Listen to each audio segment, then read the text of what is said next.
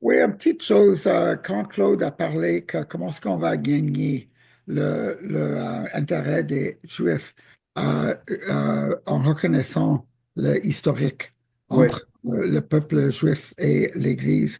Mm. Écoute, il y a beaucoup des arguments et des points et des moyens théologiques Ouais. d'expliquer comment est-ce qu'on va Mm. provoquer le juif à jalousie. Mais honnêtement, j'ai compris ça sur un niveau plus relié au cœur Mm. quand j'ai réalisé un jour que nous avons deux petits chiens à la maison. Un s'appelle Levi, l'autre il s'appelle Marley. Et un jour, je donnais beaucoup d'attention à Marley et Levi est devenu très jaloux, très jaloux. Et j'ai commencé à comprendre quelque chose là-dedans, c'est que euh, les Juifs, il y a un verset qui dit ce qu'ils cherchaient, ils n'obtenaient pas.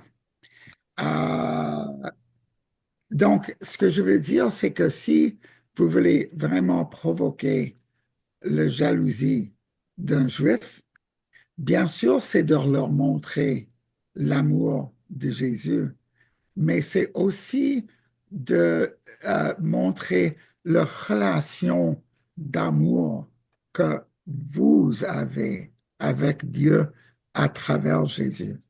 Parce que à travers Jésus, qui enlève le péché, qui sépare l'homme et Dieu, nous avons une relation intime, une relation d'amour avec Dieu.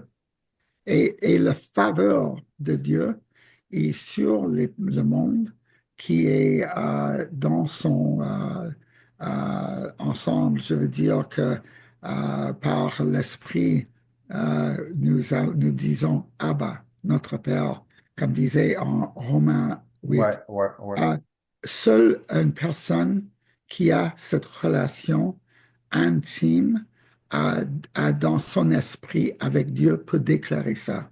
Et quand les Juifs voient la faveur de Dieu sur des non-Juifs, ils ont une réaction comme Levi a eu avec Marley. Ils deviennent jaloux de ça. Il veut cet amour de Dieu.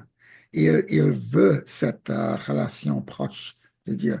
Donc, j'ai compris que c'est bien sûr de leur montrer l'amour de Jésus, mais de laisser leur voir dans ma vie Mm. l'amour que je partage avec Dieu à travers Jésus.